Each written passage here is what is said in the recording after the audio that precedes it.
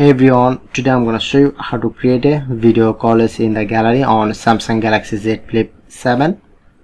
So open your gallery and you just select any photo or video, like I'm select video. Just select,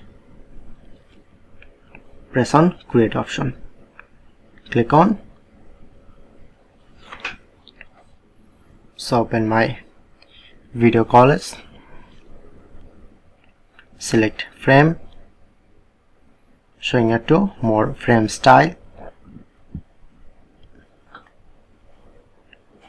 Click on.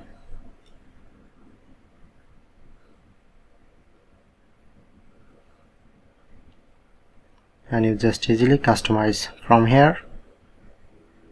Change frame size. Okay, overall done. Press on save.